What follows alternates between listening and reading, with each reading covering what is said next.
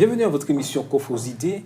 Nous continuons nos discussions autour du livre du Lévitique. Et cette semaine, nous allons découvrir quelque chose de particulier. Aujourd'hui, on parle beaucoup de justice. Est-ce que dans l'Église, la justice existe? Nous allons discuter avec Carole et Cassandra fera la prière.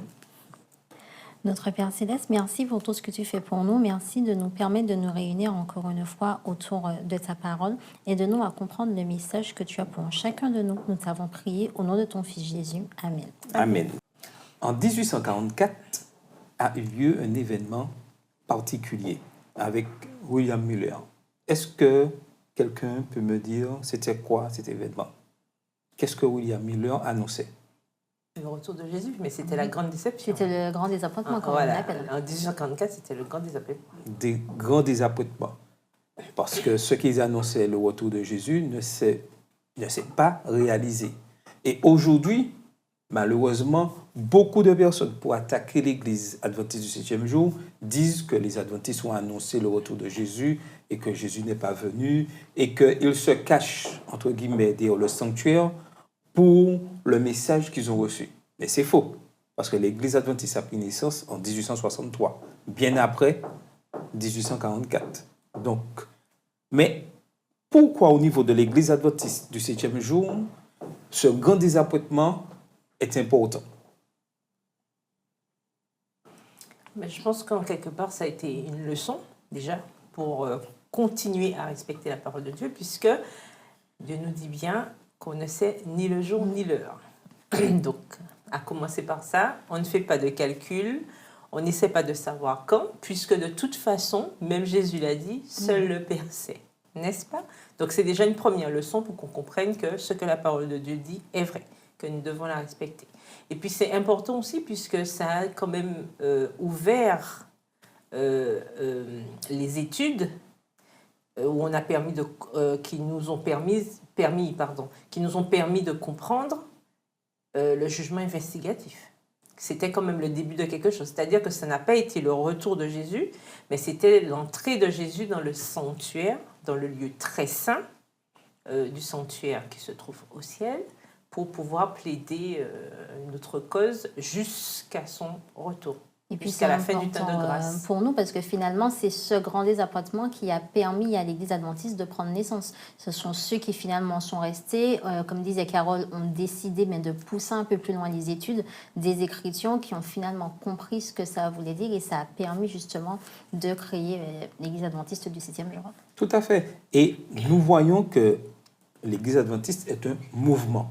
Et j'insiste sur ce mot « mouvement ». Ça veut dire que il y a toujours un travail, une réflexion, une étude approfondie des Écritures. Et surtout, l'Église adventiste s'arrête exactement sur ce que la Bible dit uniquement. Et ça, c'est très important. Mais vous avez parlé d'une notion de jugement. Qu'est-ce que la notion de jugement vient faire avec le sanctuaire? Quelle est l'importance du jugement au niveau du sanctuaire? Pourquoi un jugement? On pourrait se poser la question. Mais l'existence même du sanctuaire tourne autour de ça. Et puis déjà, j'ai envie de te dire, le monde, bien, mal, il faut pouvoir faire la différence entre les deux. Le jugement, en fait. Oui, c'est ça, en fait. Le jugement, c'est quoi? C'est pouvoir définir ce qui est bien et ce qui est mal. C'est faire cette différence et cette distinction. N'est-ce pas? Donc, de toutes les manières, il fallait bien qu'il y ait un objectif à la présence du sanctuaire au milieu du peuple, déjà pour commencer. Et puis, c'était aussi une façon, puisqu'il y a eu, on sait qu'il y a le Yom Kippour, donc le grand jour des expiations, où clairement le peuple devait se mettre en condition, puisque c'était la seule fois de l'année où le souverain sacrificateur entrait dans le lieu très saint. D'accord? Et à ce moment-là, c'était l'occasion pour que tous les péchés qui ont été présentés dans le sanctuaire pendant l'année soient définitivement expiés. Non, mais la question pourrait se poser, là tu parles du temps d'Israël, la question pourrait se poser, pourquoi, alors que chaque jour il y avait des sacrifices, pourquoi Et ce sacrifice-là ne suffisait pas pour être totalement, je dirais, débarrassé du péché. Le sacrifice, c'était pour le pardon des péchés. C'est-à-dire que chacun venait pour présenter son holocauste, d'accord, pour demander pardon.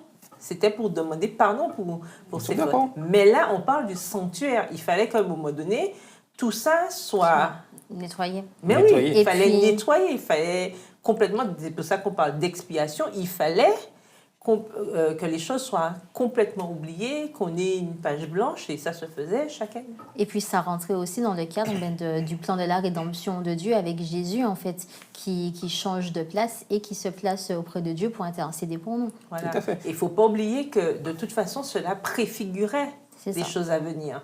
Donc, en quelque part, le sanctuaire, et c'est pour ça que le sanctuaire a une place importante dans notre dénomination, dans nos croyances.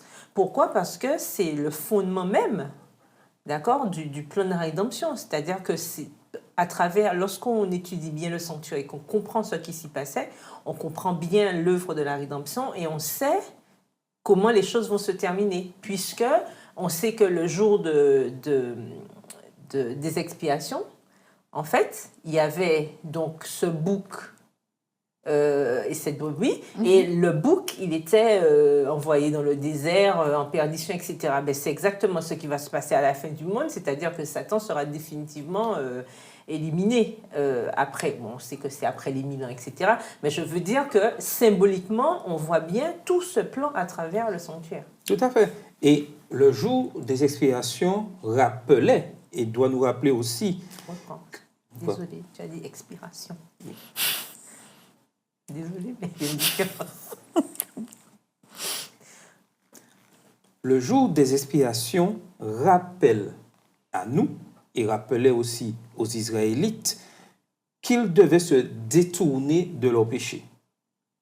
Pour nous, aujourd'hui, est-il important de nous détourner de nos péchés?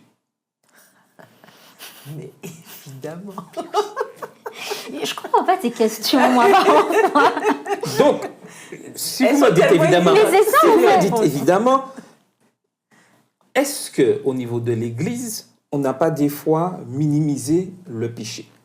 Ben, je pense que c'est toute la problématique de notre 21e siècle où on a tendance, où finalement la société en fait actuelle, le monde actuel, a tendance à minimiser le péché et finalement à rendre tout ce qui est mal bien. Et en fait, je pense que dans nos églises, finalement, on se laisse un petit peu perdre par finalement cette façon de voir, de fonctionner de la société et qu'on laisse entrer petit à petit dans nos églises. Donc oui, ça se perd.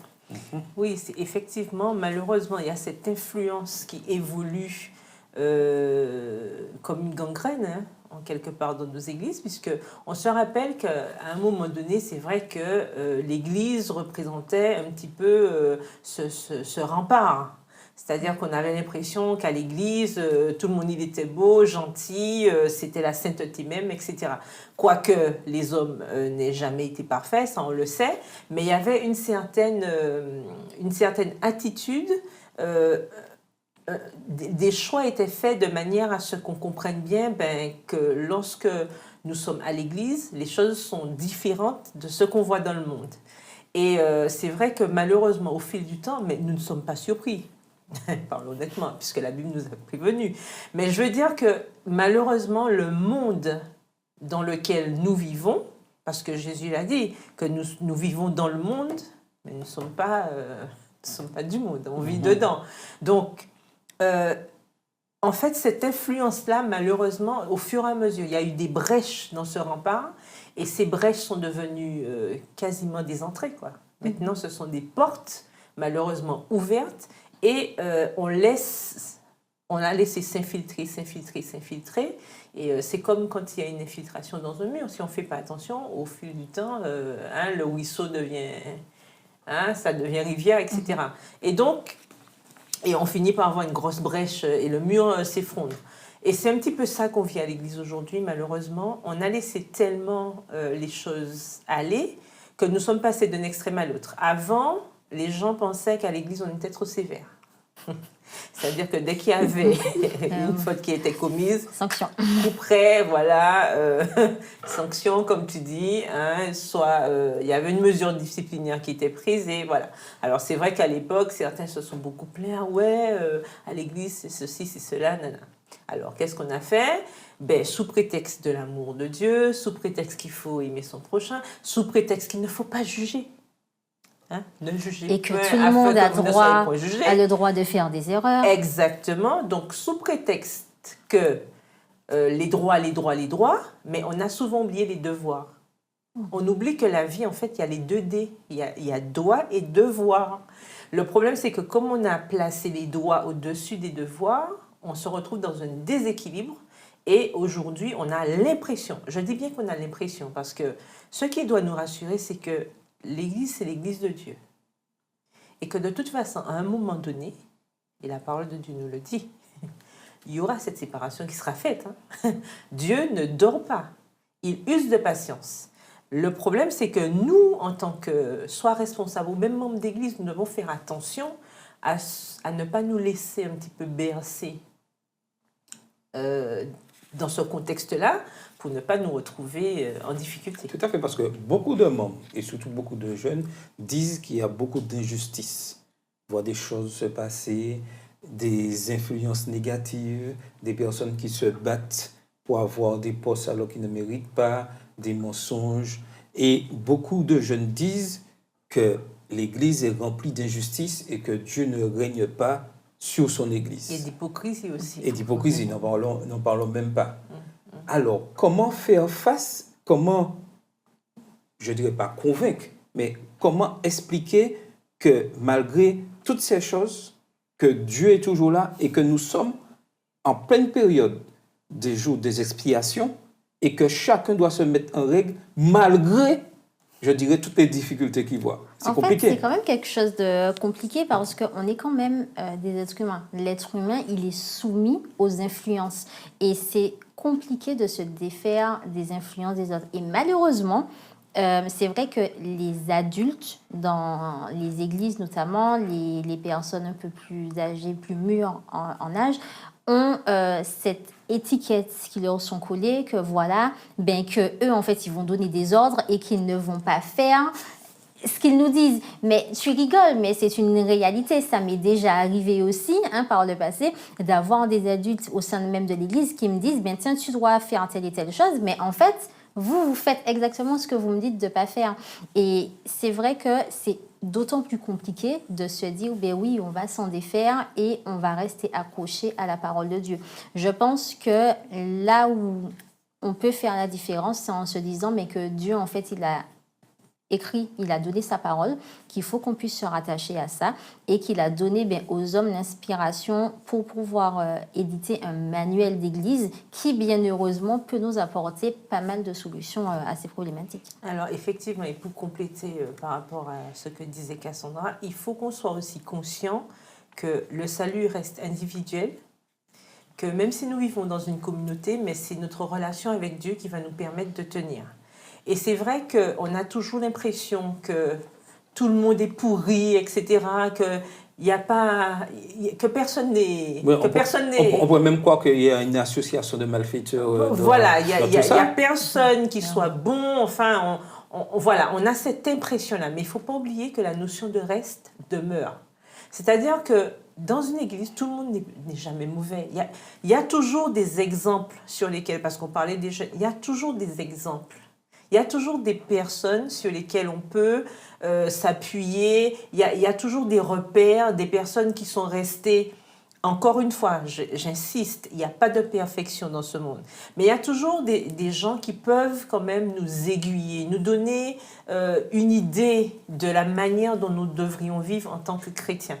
Et ça, il est important de se le rappeler, que dans un système, tout n'est pas toujours mauvais. C'est pas on prend tout et on jette. Il y a toujours un reste. Il y a toujours des gens à l'église qui vont nous aider à avancer. Le problème, c'est qu'il faut faire le bon choix.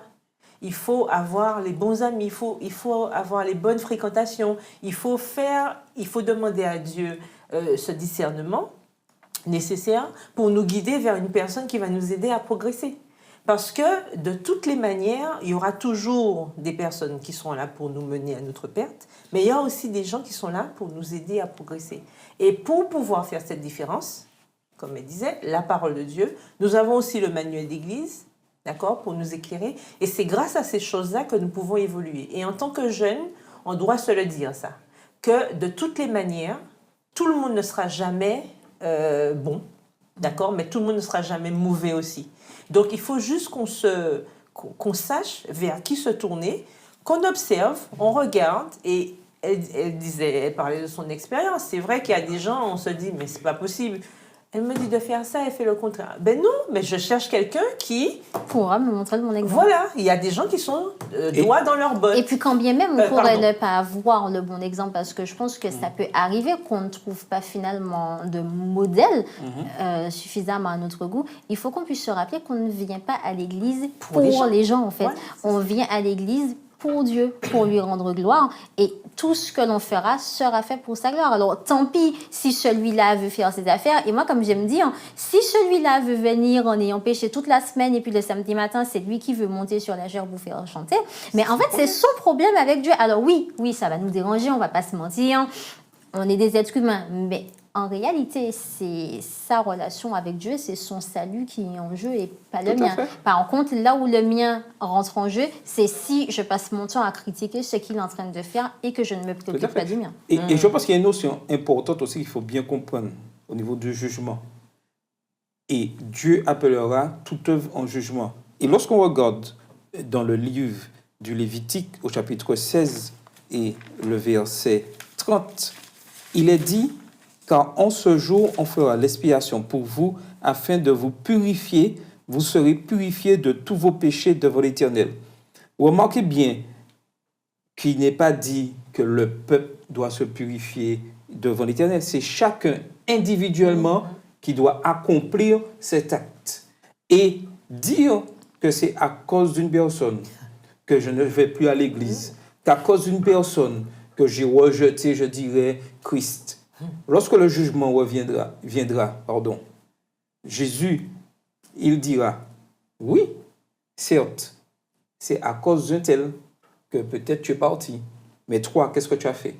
Et imaginez-vous un instant que je me dise, à cause d'un tel, je renonce à cette purification, et un tel, reconnaissant son erreur, demandant pardon, purifié, s'est repenti, et arrive à entrer au ciel, puisque Dieu l'a purifié, et moi, je n'entre pas et je dis c'est à cause d'un tel. Ah ouais. C'est sûr que c'est un peu frustrant. Mais en fait, je pense qu'on voit les choses comme ça parce qu'on se dit c'est Dieu, c'est des affaires de Dieu. Mais si on reste plus terre à terre, quand on passe des examens, nos examens, c'est personnel. Hein, c'est notre nom, notre prénom, notre date de naissance. Et nos connaissances, s'il n'y a pas un tel qui était à côté de moi qui m'a empêché de travailler, ben, en fait, avec Dieu, c'est pareil. Dieu nous a placés en fait, sur terre pour une mission. Il faut que nous puissions accomplir cette mission, et même dans nos églises. Et je pense que si chacun se mettait ça en tête et chacun se rappelait que le salut est individuel et que la purification aussi est individuelle, il y aurait moins de problèmes dans nos églises. Ma question est, comment se purifier? C'est en se plongeant tout le temps dans la parole de Dieu, en se remémorant ses promesses, mais en mettant en pratique ce que nous apprenons. Et puis en mettant de côté notre moi. Puisque l'ego, c'est notre ennemi. Oui, alors j'ajouterais, comment être vainqueur du péché? Est-ce possible? Déjà, je pense que, voilà, de nous-mêmes, on ne peut pas être vainqueur du péché. Par définition, nous sommes pécheurs. Par contre, comme le disait Carole, si nous avons Christ avec nous et que nous avons son Saint-Esprit qui nous accompagne chaque jour, on pourra tendre, en fait, à cette perfection et à être vainqueur du péché. Et puis, on n'oublie pas, notre but, finalement, c'est d'aller au ciel. Si on va au ciel, c'est parce que nous sommes vainqueurs du péché, à la fin. Et puis, il ne faut pas oublier que, de toute façon, c'est la grâce de Dieu qui nous permet d'accéder au salut, qui nous permet de vaincre ce péché. Donc, s'il n'y avait pas Christ dans nos vies, en fait, on ne serait pas capable de le faire. Tout à fait. OK? Donc, mais pour maintenir Christ dans ma vie, il y a une recette. Elle n'est pas compliquée. Il faut juste qu'on laisse à Dieu le temps de faire ce travail-là. Et comment on le fait? C'est à travers sa parole, c'est à travers les expériences que nous avons avec Dieu, puisque ça, c'est très important d'expérimenter Dieu pour soi-même. C'est-à-dire que ce n'est pas quelque chose qu'on peut vivre en groupe. On peut avoir un groupe d'amis, d'accord, mais chaque personne doit expérimenter Dieu. Il faut goûter Dieu. Il faut vraiment avoir son histoire avec Dieu. Et c'est ce qui est bien c'est ce qui est formidable avec notre Père Céleste, n'est-ce pas? Il en a pour chacun de nous. Chacun a son histoire. Donc, nous devons développer notre histoire d'amour avec Dieu. On ne peut pas vivre, on ne peut pas partager ça. Et ça, c'est important en tant que jeune de le savoir, que ça ne se transfuse pas. C'est pas par hérédité non plus. Non, ça ne se transmet pas. C'est quelque chose qu'on développe soi-même pour pouvoir grandir spirituellement. Et quand on grandit spirituellement, on arrive à mieux vivre à l'Église aussi. Et on arrive à mieux comprendre l'Église. Parce que souvent, ce qui pousse les gens à partir ou à avoir cette incompréhension au niveau de nos communautés, c'est qu'on arrive, comme on n'a pas étudié et qu'on ne fait pas suffisamment d'expérience avec Dieu, on compte toujours sur l'autre. Et on a toujours ce regard sur l'autre. Alors que non, on grandit quand on regarde à soi. C'est ça. On doit d'abord s'examiner. On doit regarder comment on est. C'est comme les gens qui disent, oui, à l'église, on ne dit pas bonjour, il n'y a pas d'amour dans l'église. Est-ce que tu donnes de l'amour? Est-ce que tu dis bonjour? Tu as dit bonjour? Tant mieux. Tu aimes ton... Mais tant mieux. Tu verras bien que, justement, ce que tu transmettras finira certainement par agir. Si chacun agit comme ça, je pense qu'on vivra mieux dans nos communautés. Et puis, je pense qu'il faut arriver aussi à l'église disposée à ce que l'on va entendre et à ce que l'on va y faire. Si on vient à l'église d'emblée en se disant, est-ce qu'un tel va me dire bonjour ce matin? Est-ce que le prédicateur du jour sera effectivement en mesure de me parler de la parole de Dieu et de ne pas raconter 2-3 conneries? C'est sûr et certain, mais que... En fait, on va toujours trouver un problème à ce qui se passe et je pense que c'est là qu'on se perd. Je pense qu'il est important, et tu parlais de maturité spirituelle, de justement demander à Dieu chaque jour de nous aider à progresser en ce sens.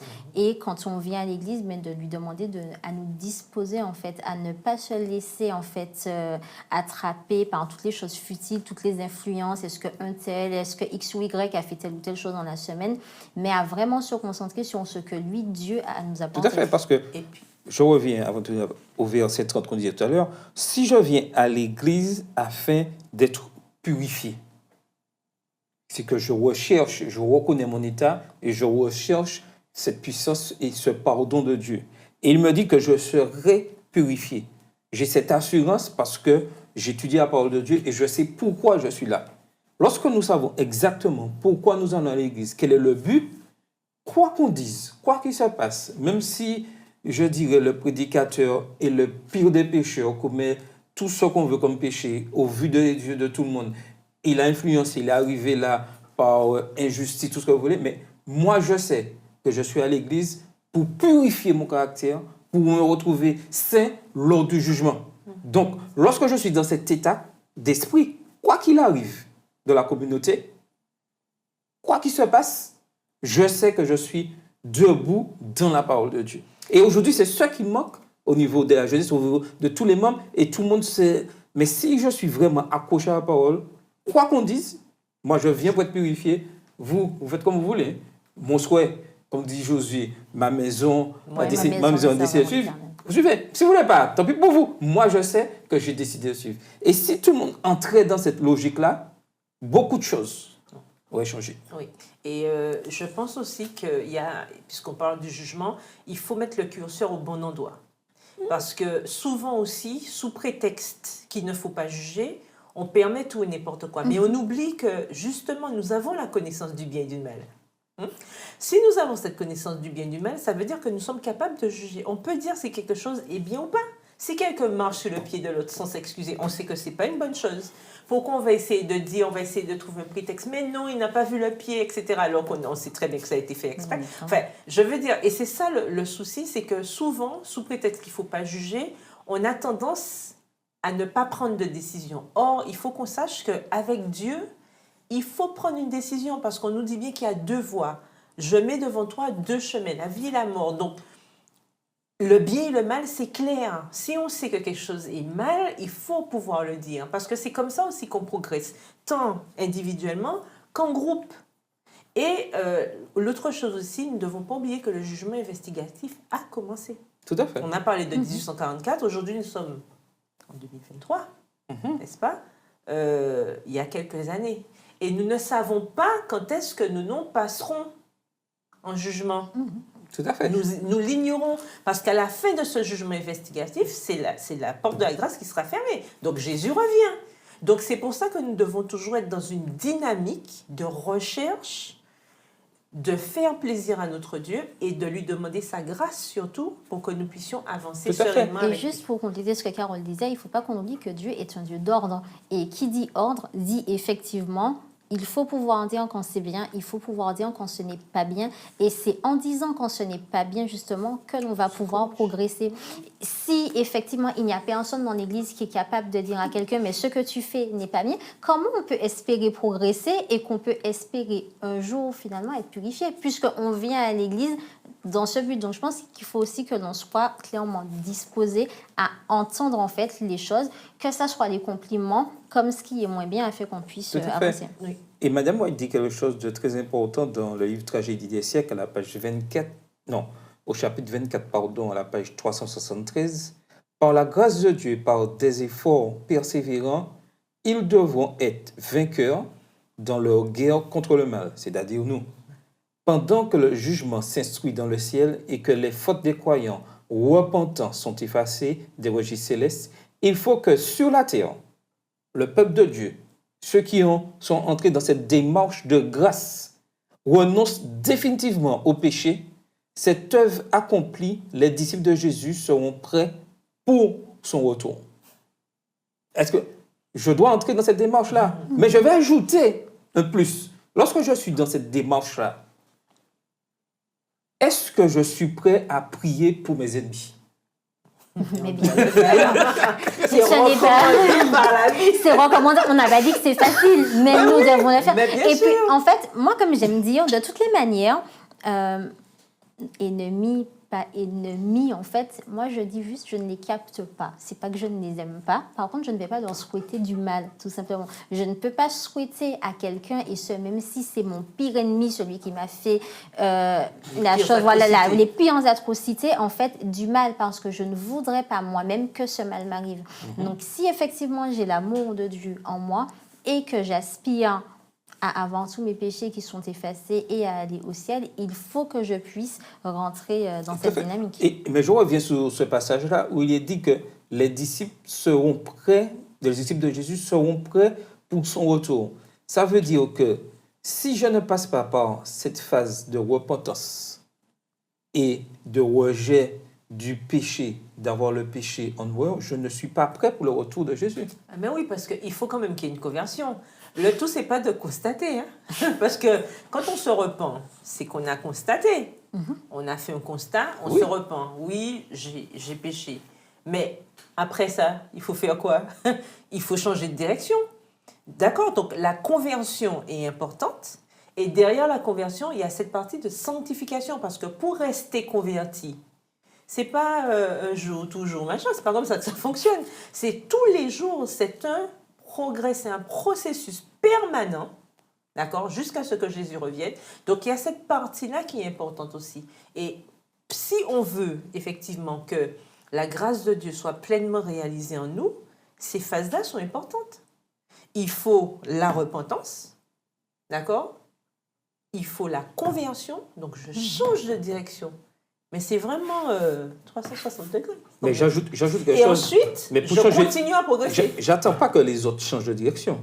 Mais c'est moi.